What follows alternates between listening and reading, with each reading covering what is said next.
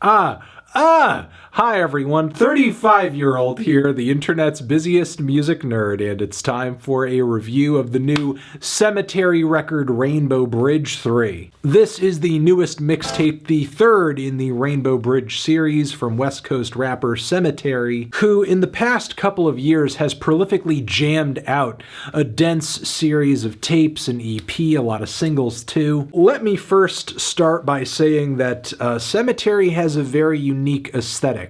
A box cutter wielding greasy white boy decked out in true religion from head to toe. His mixtape and single covers consistently land somewhere between like a black metal record and also like a No Limit album cover. And these places are actually where a lot of Sematary's artistic affinities lie too. The sound of this tape is pretty uniform for the hour that it lasts, but still the sound it delivers is a little difficult to put into a nutshell, but here it goes. Let's first note that trap music is obviously a huge influence on this record. Not just any trap music though, but the earliest and rawest days of the Chicago drill scene. Think Chief Keef, but if it were a deep-fried bass-boosted meme, or had the brittle veneer of a Norwegian black metal record from the 90s. On top of that, you're getting these constant nods across this tape to very raw, low-budget Dat Piff style mixtapes, especially with all of the DJ Sorrow drops. DJ Sorrow, laughing through the pain. There are also modern horrorcore vibes coming through on a lot of the lyrics, but somehow the material here ends up sounding freakier than much of what I've heard from Suicide Boys or even Bones as of late, while also being kind of tongue-in-cheek and lighthearted about it, as there are numerous bars here about just kind of casually reading or just referencing the Necronomicon. Or on the track Come With Me to Hell, haunted mound boys with those scary box cutters, haunted mound girls kill you with a damn chainsaw.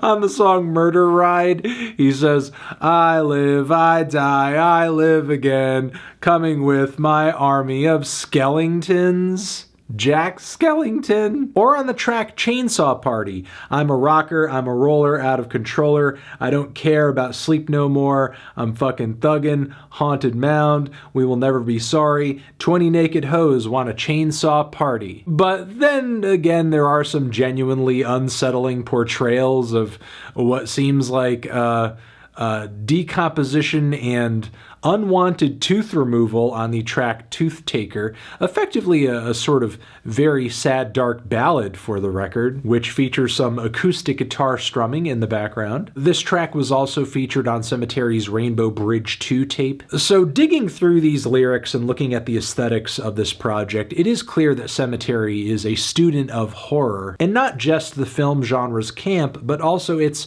psychological thrills and power to disturb. I also want to note that aesthetically there are definitely some parallels between this and Blade's music as well, really the whole Drained style.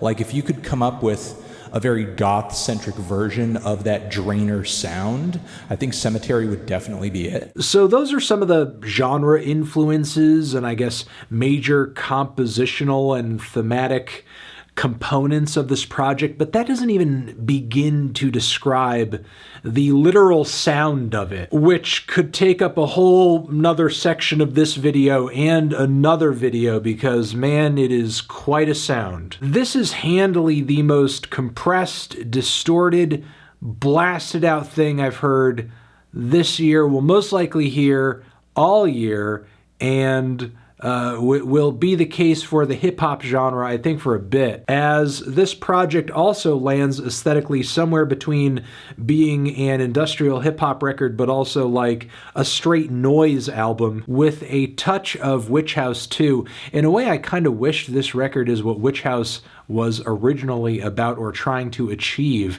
It's kind of odd it's taken this long to get an album even referencing or being parallel to that genre that bangs this hard. So yes, the distortion and bass on this tape is just so saturated track for track for track for track, but the vocals are like a monster of their own. To take it back to that Chief Keef reference I was making earlier, one of the components of that are the vocals, that kind of deadpan, monotone, very like back of your throat delivery that Keef had like on that Finally Rich era. That's very much in spades here. But again, the vocals are treated very differently effects and mix-wise. Now, given how distorted everything I've described instrumentally is, it's miraculous the vocals cut through as well as they do on these songs, because they really do shine, they really do pop, but that's as a result of like auto-tune and what sounds like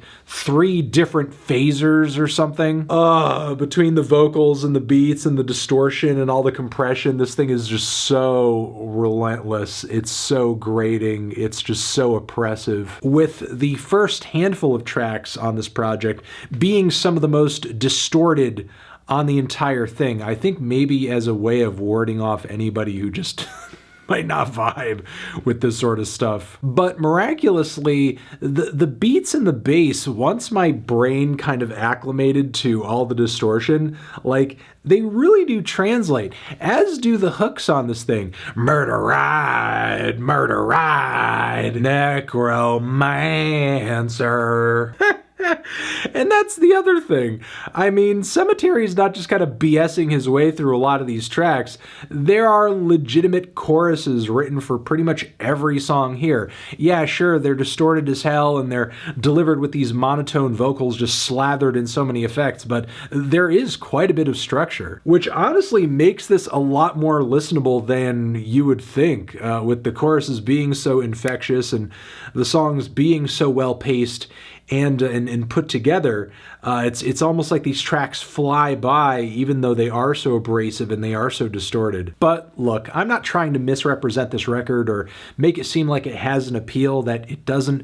True, it does work with a very unique of sounds, but as far as execution and vibe goes here, it's pretty simple and straightforward. This is really some chilling in the graveyard with your homies type shit. Blasting this out of the back of a hearse that is hooked up with giant subs type shit. I'm not trying to take away from the nuances that this project offers in its seas of distortion, whether that be the screeching synthesizers on SKINCARVER, the searing vocal distortion on Meet by the River, the black metal vibes on the TRUEY Jeans intro, or the beautiful melodic dirge that happens at the end of the final track, Crucifixion. But if you give this thing a listen and you have a reaction to it, it's most likely going to be a visceral one to just how explosive, loud, gruesome, and depraved it is. If you're not getting something out of that, you're most likely not going to be getting much. Look, I think this thing is great. I love this thing. I love the shit out of this thing.